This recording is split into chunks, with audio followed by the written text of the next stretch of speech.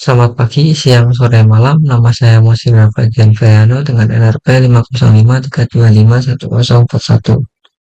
Jadi di sini saya akan mendemokan hasil praktikum 3 saya dari soal yang pertama terlebih dahulu.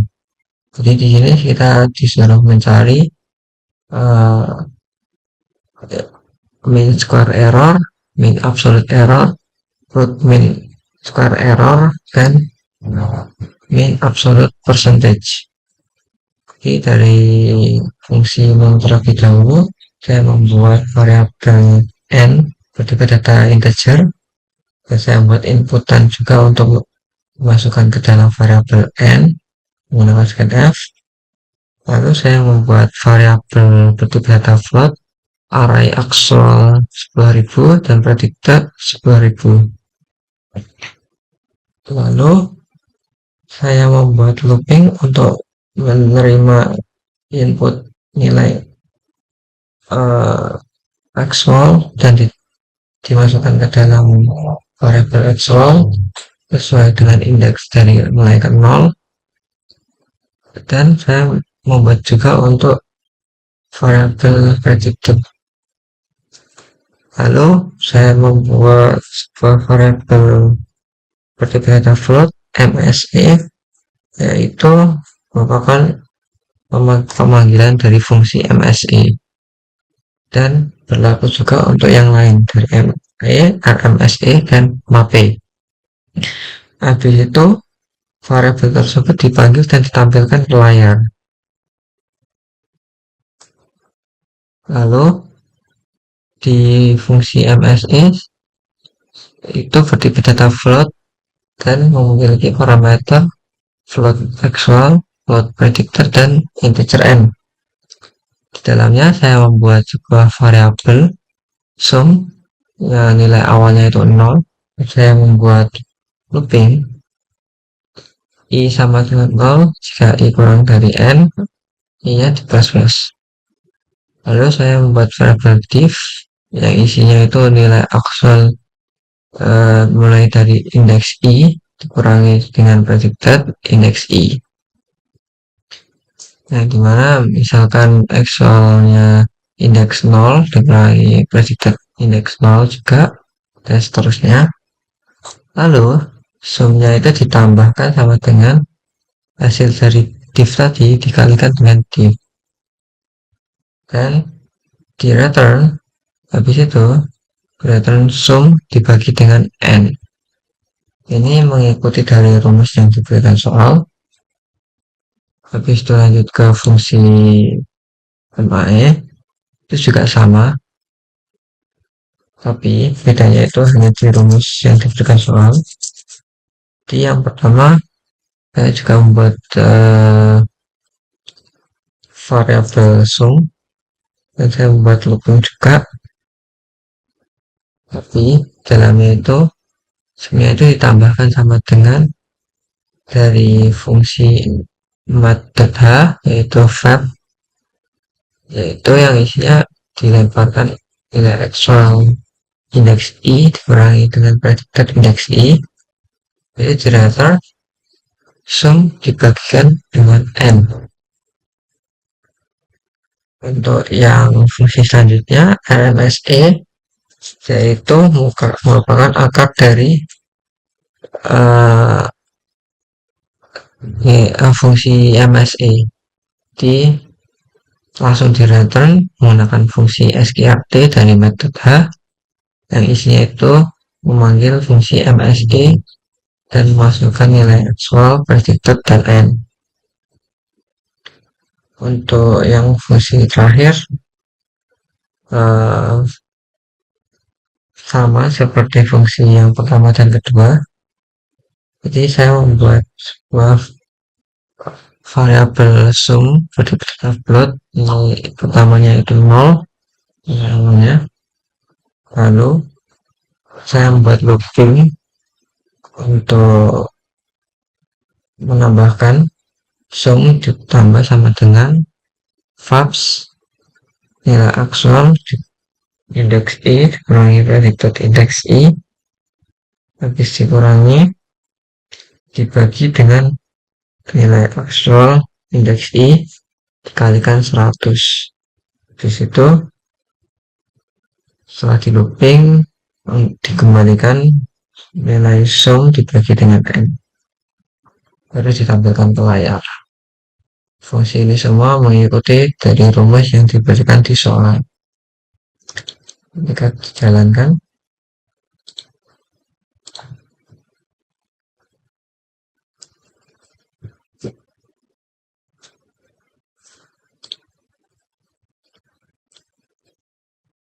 maka akan muncul seperti ini. Nilai MSE-nya 70,002 di belakang koma, MAE-nya 8, RMSE-nya 8,37, dan MAP-nya 4,12.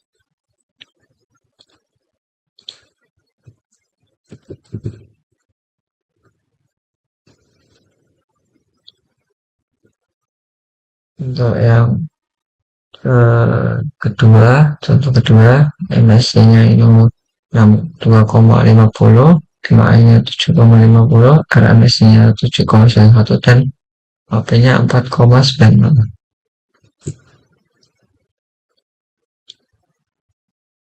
Untuk contoh yang ketiga, MSE-nya itu 5,67, MAE-nya itu 2,33, dan RMSE-nya 2,38, dan MAP-nya 13,33.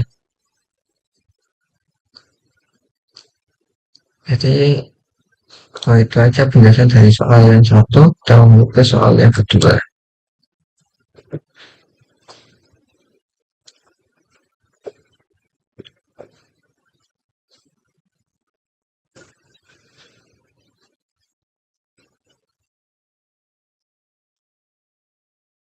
Soal kedua ini dari fungsi main terlebih dahulu, saya membuat variabel n bertipe data integer dan variabel bertipe data long long i, j, k.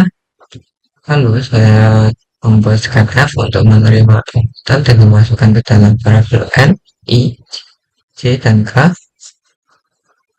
Dan saya membuat variabel result bertipe data long long yang merupakan pengurangan dari fungsi deret 1 kurangi fungsi deret 2. Habis itu ditampilkan ke dalam layar menggunakan printf dan dipanggil variabel resultnya tadi.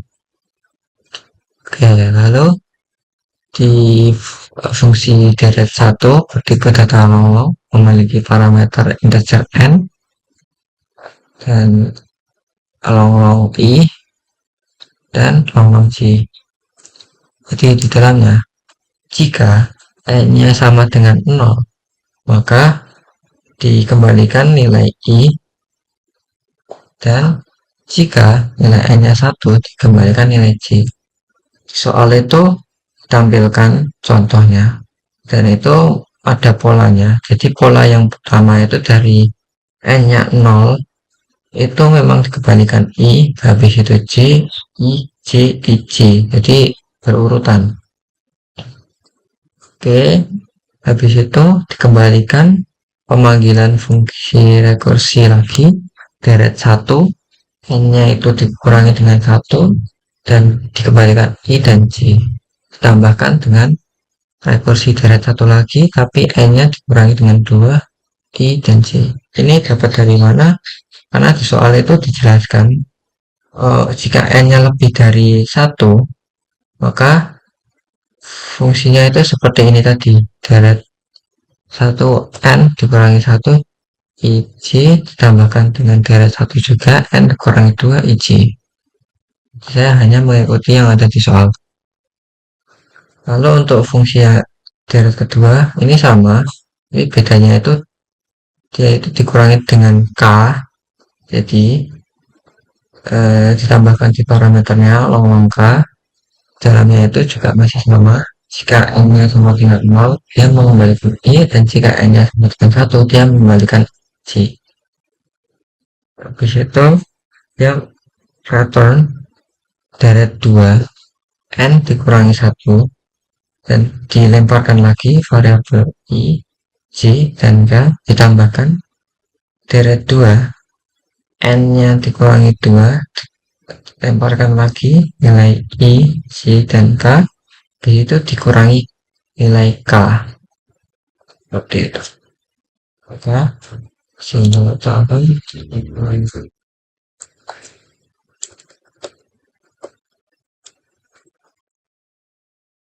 ya 40.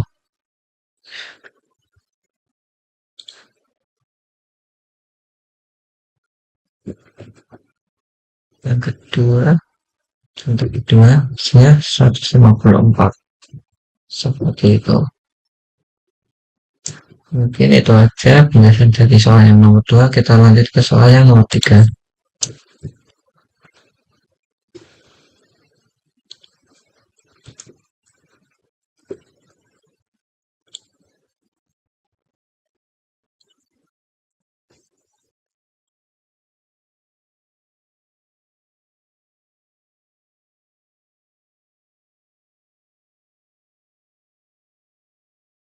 Untuk soal yang ketiga ini, yang pertama itu saya membuat variabel global bernama n bertipe data integer dan array 3 dimensi bernama papan bertipe data char yaitu 101 dan 11, lalu saya membuat fungsi tembak dan ada fungsi main. Ada fungsi main terlebih dahulu. Jadi yang pertama saya itu membuat inputan scanf untuk menerima inputan variabel n dan inputan variabel n. Habis itu saya membuat looping untuk menerima inputan dari scanf dan dimasukkan ke variabel array papan i. Di menerima inputannya dari string langsung dan dimasukkan ke row-nya terlebih dahulu. Begitu saya membuat variabel array bernama arah 10 bertipe data char dan variabel x bertipe data integer. Lalu saya membuat inputan juga, inputan string dan integer dimasukkan ke variabel array dan x. Di situ saya membuat if else jika tidak sama dengan SRCM arahnya itu tidak sama dengan kalimat atas, maka dia akan masuk ke dalam kondisinya. Dia memanggil fungsi tembak dengan mengembalikan 0, x, dan d, huruf d, char d. Untuk yang kedua, jika tidak sama dengan bawah, maka dia mengembalikan n dikurangi 1, x, dan char u. Oke, jika dia tidak sama dengan kiri, dia memanggil fungsi tembak dan masukkan nilai x, 0, dan r. Dan jika dia tidak sama dengan kanan, maka dia kondisi memanggil fungsi tembak x, n, dan 1, dan char l. Habis itu dia membuat fungsi looping untuk menampilkan ke dalam outputnya nanti di belakang layar, yaitu papan dan papan dengan indeks i. Jadi dia manggil string dari row-nya. Oke, masuk ke fungsi tembak. Jadi saya membuat fungsi tembak dengan void, jadi tidak perlu memakai return. Lalu dengan parameter r, c, dan dir, saya membuat parameter R berdikut data integer, buat variabel C berdikut data integer, dan parameter dir berdikut data char. Jalannya, jika R-nya itu kurang dari 0 atau R-nya itu lebih dari sama dengan N, atau R-nya itu atau C-nya itu kurang dari 0 juga, dan C-nya itu lebih dari sama dengan N, maka dia langsung mengembalikan nilai kosong atau mengembalikan nggak ada. Habis itu saya membuat variabel cell berdikut data char, yang dimana itu dari papan dimasukkan row-nya itu dari nilai R tadi yang pertama, atau misalnya di sini itu 0 dan ini N min 1, ini X dan X, dan nilai C-nya itu X, X, 0 dan N min 1. Caranya itu secara diurutkan D, O, R, L. Oke, jadi yang selanjutnya saya membuat kondisi. Semisal selnya itu sesuai dengan indeks R dan C-nya tadi. Misal indeks C-nya itu 0 dan R-nya juga 0. Nah, dimana itu slash, maka dia masuk ke kondisi ini. Dalamnya lagi ada kondisi lagi. Jika if dir-nya itu O, maka dia langsung mengganti dir-nya itu menjadi R. Jika D-nya itu D, maka dia kembalikan L. Dan jika dir-nya itu L, dia langsung diubah menjadi dir-nya itu D. Dan jika D-nya itu R, maka langsung diubah dir-nya itu menjadi U. Maksudnya gimana? Jadi seperti ini. Semisal arahnya ke atas, jadi semisal kan itu kan cermin. Dimisalkan arahnya ke atas dengan slash, maka dia pantulannya itu bakal ke kanan, right. Tapi itu jika dari bawah, dari down, yaitu akan memantul ke left. Dan jika dia dari kiri, maka dipantulkan ke bawah. Dan jika down, jika right, dia akan dipantulkan ke up, ke atas. Maaf, berarti tadi dipantulkan ke kiri, down itu dipantulkan ke bawah, dan right itu dipantulkan ke atas, benar. Maka diubah menjadi arahnya U, seperti itu. Untuk yang kondisi kedua itu sama, tapi bedanya itu yang menggunakan backslash. Nah, kenapa ini backslashnya 2? Karena jika hanya satu, program itu hanya akan menganggap backslash tersebut itu sebagai tanda petik, bukan backslash. Maka jika ingin backslash, dia menggunakan backslashnya 2 kali. Masuk ke sini, ini juga sama seperti tadi.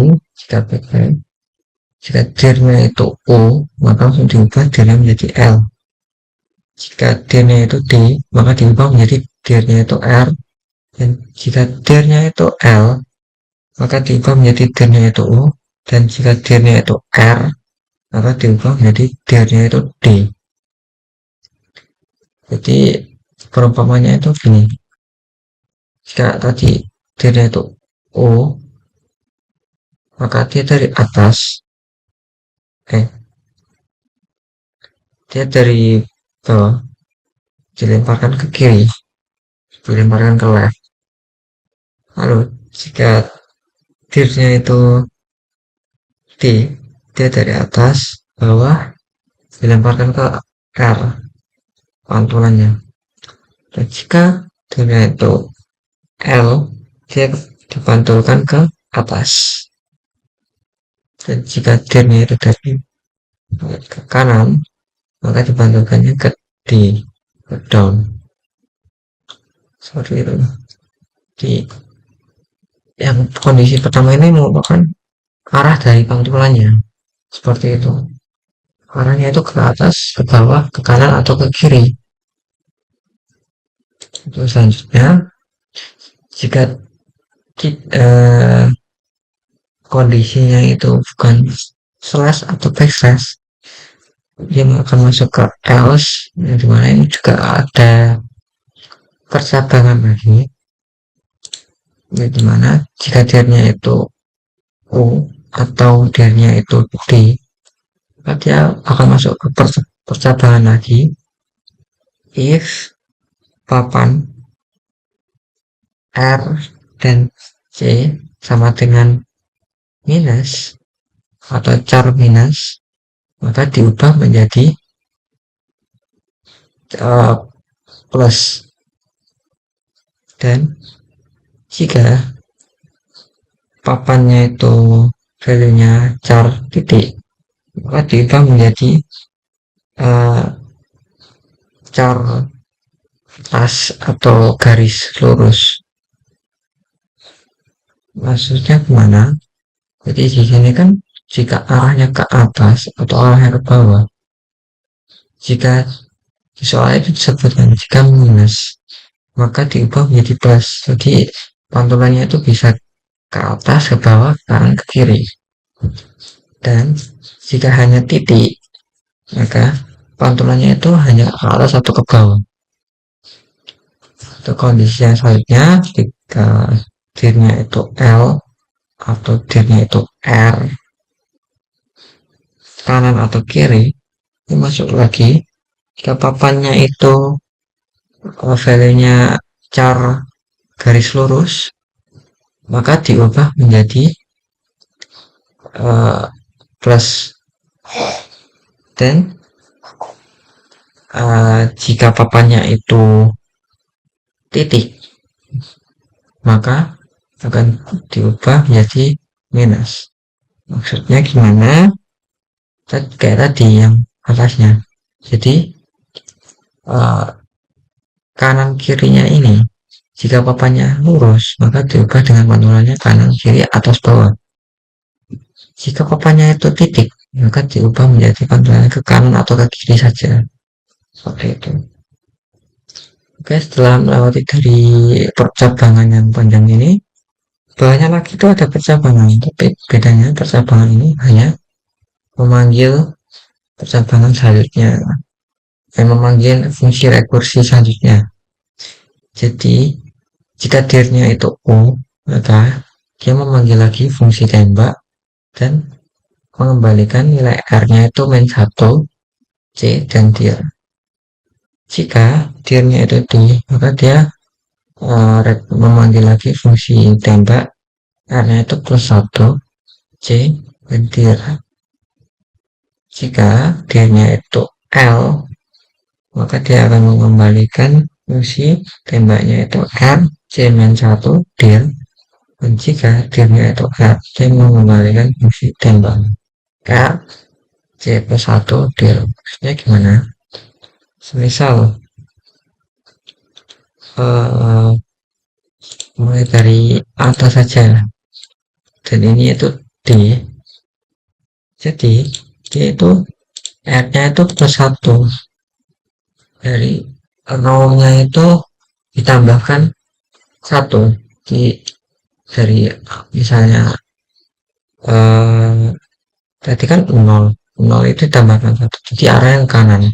Nah, ke kanan, C-nya itu C, dir lagi, dan kayak mengulangi lagi fungsi-fungsi ini untuk mengganti papannya setiap indeksnya. Jadi nanti ke kanan terus, tapi semisal yang nggak ada slash atau ininya, maka dia maksudnya ke sini hanya mengubah minus atau titik atau garis lurus atau titik lagi. Tapi jika ada slash atau backslash, dia arahnya kan akan berubah. Jadi mungkin dia akan masuk ke kondisi yang lain.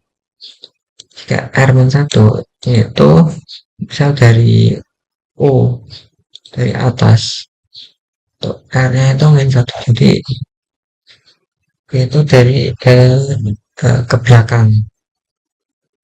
Itu misalkan di sini itu kalau U itu kan N, N-nya itu semisal 5, 5 itu dikurangi dengan 1 jadi 4. Di sini juga nanti dikurangi dengan 1, jadi soalnya itu mundur. Jadi dari indeks uh, nya dari indeks ke 4 ke 21 seperti itu. Ini juga berlaku untuk yang kanan kiri, bukan hanya atas bawah. Jika dari left, dari kiri, dia itu dikurangi. Nah ini kan juga mengenai dari n min 1. Dikurangi dari kiri, dan ini yang R itu dia ditambahkan dari kiri. Jadi ini tuh mengikuti arahnya tadi. Jika U itu berarti dari arahnya bawah ke atas, dari atas ke bawah, sorry. Yang ini itu dari bawah ke atas, yang left itu dari kanan ke kiri, dan right itu kiri ke kanan, seperti itu.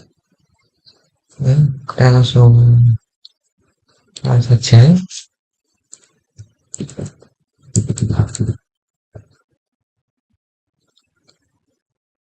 Nah, sini itu langsung menampilkan hasil dari laser cermin tadi. Nah, dimana dia mengecek dari sini, dari row pertama, kolom pertama, yang pertama sini, kita cuman saja. Ini tuh dimulainya dari kiri, dan indeksnya itu dari kedua, maka dari kiri kedua, pantulannya dari sini. Kita langsung pantul ke sini, kan ini jika ada, maka diubah menjadi U, ya, dari R menjadi U, seperti itu. Di situ, di sini itu karena cuma titik, maka diubah juga jadi garis lurus. Bisa ini ada slash, maka jika slash, dia itu dari O tadi diubah menjadi R, pantulannya ke kanan. Di situ ke kanan, dia ada lagi, itu pantulannya ke bawah. Dan di bawah ini cuma ada titik, jadi pantulannya ke bawah lagi. Di bawah dia ada backslash, dan backslashnya dari atas, dan mapnya diubah menjadi kanan. Tuh. Jadi itu dicek masing-masing tadi. Jadi hanya di rekursi terus seperti itu dengan kondisi-kondisi ini. Memang kodenya itu panjang, tapi sebenarnya simpel. Untuk yang contoh kedua,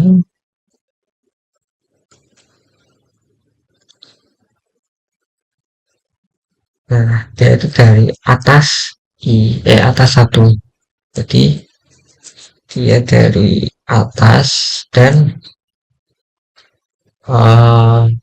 row-nya itu pertama, jadi dari sini.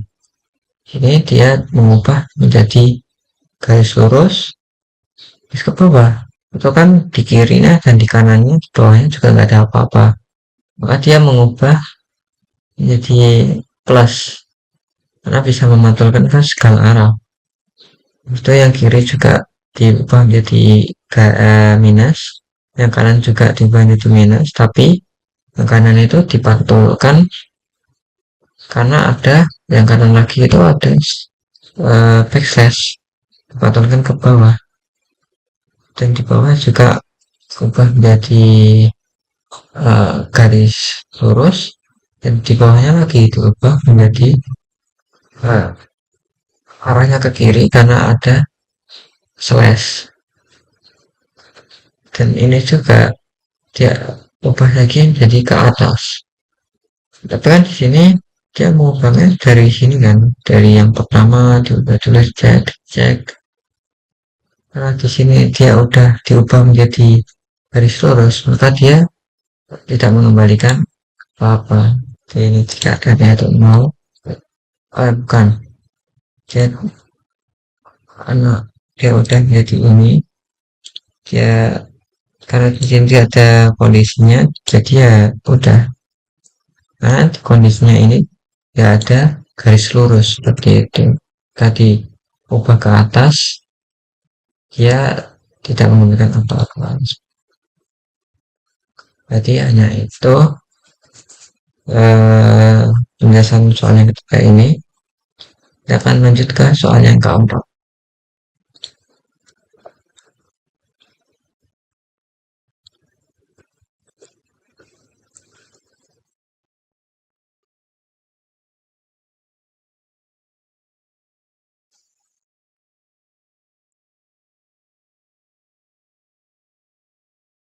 Oke, jadi untuk yang soal terakhir dari fungsi main terlebih dahulu, saya membuat variabel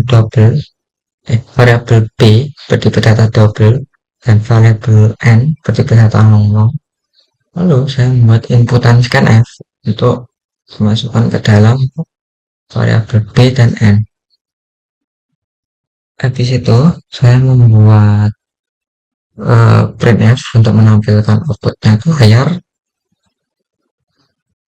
Di soal itu disebutkan untuk menampilkan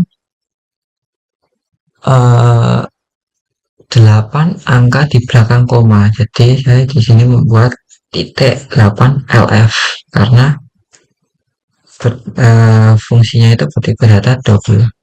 Jadi langsung saya panggil aja, tidak usah membuat variabel, langsung panggil fungsi pembagian dan dimasukkan ke variabel b dan n-nya.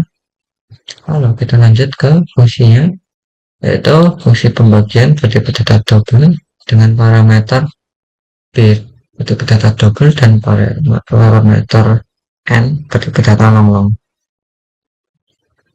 Jadi di sini saya membuat kondisi jika n-nya itu sama dengan 0, maka dia langsung return b-nya.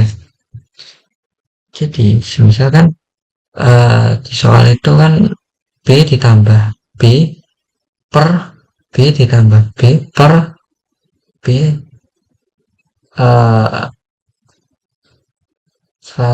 ya pokoknya sampai akhirnya itu sampai akhirnya itu hanya b saja seperti itu. Dan ini saya itu membuat sebuah pertabatan lagi. Jika n-nya itu lebih dari 1000, dia itu langsung mengembalikan dari fungsi persamaan kuadrat. Jadi dari biar tidak merekursi sampai bertriliun rekursi, soalnya kan dia itu jadi kayak turunan gitu, menurun. Jadi pembagiannya itu menurun. Jika dia lebih dari 1000 kan itu sudah dia rekursi fungsinya bertriliunan kali kan. Maka dari itu untuk mencegah itu saya memakai akar persamaan kuadrat, yang dimana akar persamaan kuadratnya itu b plus minus akar b pangkat 2 ditambah 4b dibagi 2 kalau nggak salah. Maka dapat hasilnya itu kayak gini. Dia ada di dalam kurung dulu terlebih dahulu, yaitu b ditambah akar menggunakan sqrt b dikali b ditambahkan dengan 4 kali b, habis itu baru dibagi 2. Itu untuk mencegah yang dimana agar tidak membuat rekursinya itu dipanggil secara terus menerus seperti itu. Jadi ini itu di stop n lebih dari 1000, di stop langsung dikembalikan dengan nilai akar persamaan kuadrat ini. Oke, setelah dari kondisi n sama dengan 0 dan n lebih dari 1000, langsung di sini itu mengembalikan nilai b-nya, b ditambahkan dengan b dibagi dengan pemanggilan fungsi pembagian lagi, dimasukkan variabel b-nya dan n min 1 gitu.